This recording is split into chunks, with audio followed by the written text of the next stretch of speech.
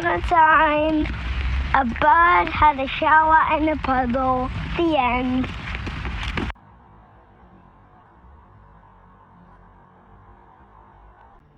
Right, so on how the track was made. Let me start by saying what really helped define sort of what the track was going to be. I had a completely different idea after listening to the sample pack on its own, what I wanted to do. I was going to start with some sort of IDM. My first experiment, I think, was some sort of techno, and then this guy came along. It's a sample that I found really interesting because of the pitch changes midway through. I found that really interesting. And you'll see on pattern 6, which is kind of the chorus, how I did that by pitching it down and making it into a sort of 80 BPM bar change. So I didn't really need to make a bass line if it was already done for me on the sample. Let's go back to the raw samples. So yeah, that one, brilliant. And then this one, let me turn this down a little bit, which I think was one of the favorites for a lot of people, after briefly skimming through the playlist of everyone's submissions. It's got noise behind it. It seems like the perfect sample to chop for a hip-hop track, and that's how this track was born. This is the bass line, which morphs between what I made sound into sort of an electric bass, like an actual bass guitar, and then on the last part of the song I made it sound more like with a filter envelope, basically taking off the attack made it sound more electronic, which I was quite pleased with. What I really enjoyed as well were the samples for the drums, because I'm not used to using this sort of texture on the drums. So yeah, let's go to sequence 6, which is basically the chorus, where I will show you what I meant by the bass line being done by itself.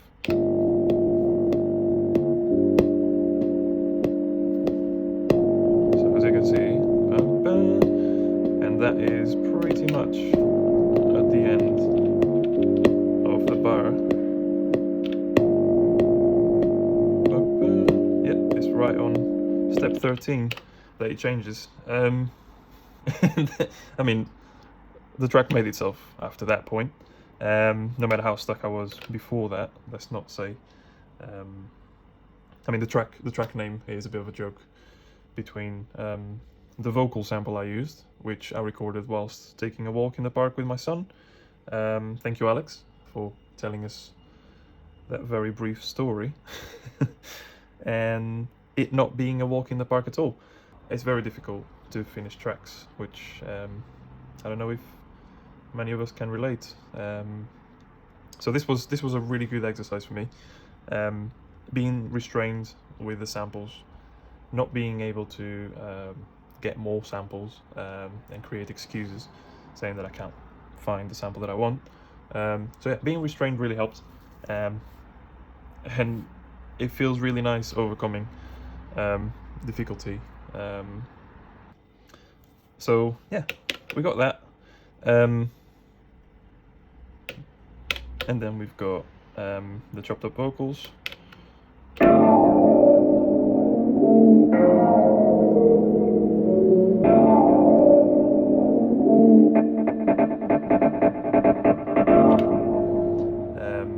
That's obviously got a bit of delay.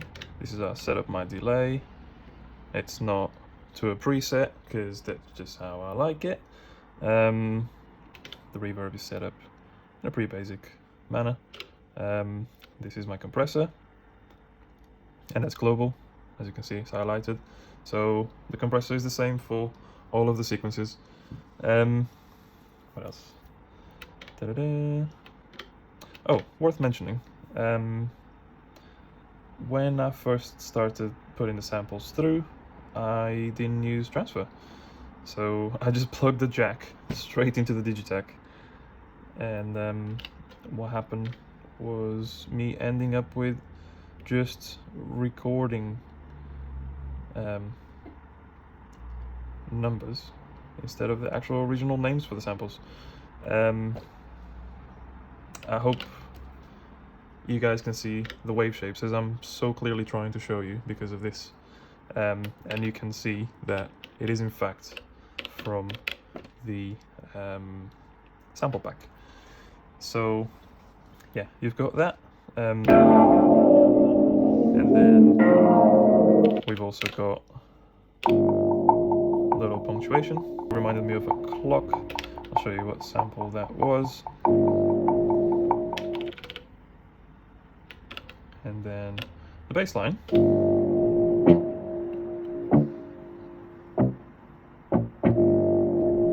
Just little, you know, funky punctuations. I also turned this one into very punctuated, echoey sort of synth line, which I really enjoyed. Sort of gives it a very ghosty feel, and then together with the drums. So I will show you the hi-hat, snare, kick, that's the drone, and then the vocals together. Let's put this guy as well.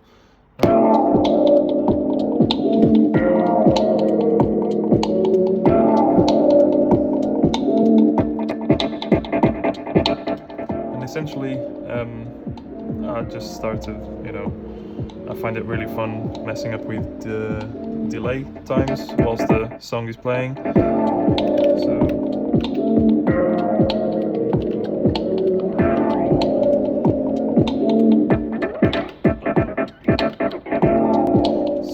yeah, basically you're gonna hear a lot of me messing up with the delay time during the track, and then just using function reload to whatever was, because I really enjoy how the delay just tries to catch up with the song tempo again. I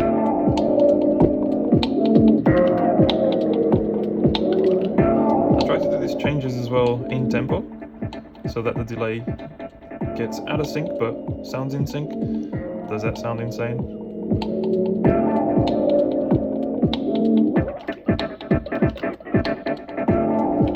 Right. And then with the bass lines, I suppose, and a little punctuation.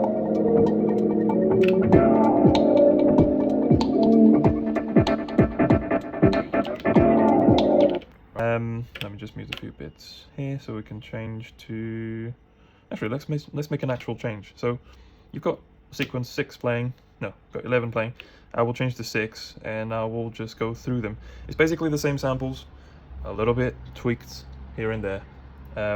Hopefully you can see enough on the screen so that I don't bore you with talking.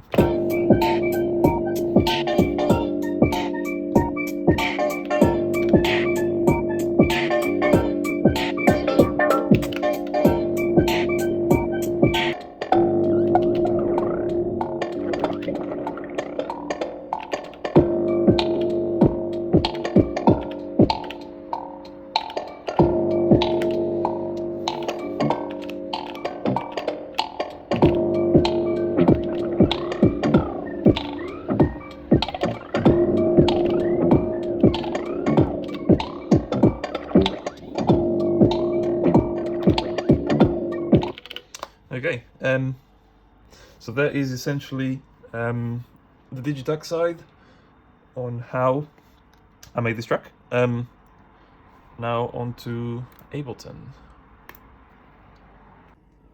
Right, I'm really sorry that I don't have a screen recorder, so my phone camera is gonna have to do. I don't usually do videos, as you can probably tell. So yeah, Ableton side of things. I used a DAW as a tape recorder, if you can call it that. So as you can see, I didn't even plug in overbridge. I just went straight, jack out, left and right into the M audio and into a stereo audio track. So that means that whatever I did live was exactly what you're hearing, which I really enjoy. It sounds a little bit more organic, a little bit more of a live feel. Right, let's talk about the elephant in the room. Can I use this vocal sample that I've recorded? I hope so, since vocals are allowed, even though it's not a straight singing line. It's my son telling us a very brief story whilst we were walking in the park. What I've done there was basically stick it in simpler and chopping it as I well pleased. And I ended up with, let me just solo it. That's one of the things I really enjoy doing. I find it really satisfying to take a speech or someone singing or something with words and making it sound like they're saying something different. So that's what happened there. And then you get a little bit more here.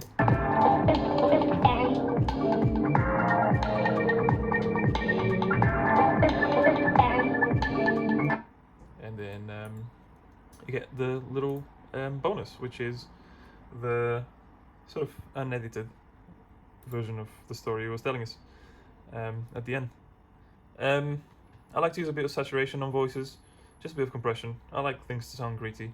In terms of EQ for the main jam, this is a sort of shaping EQ. It's not really fixing, it's a sort of tone shaping that I wanted to do.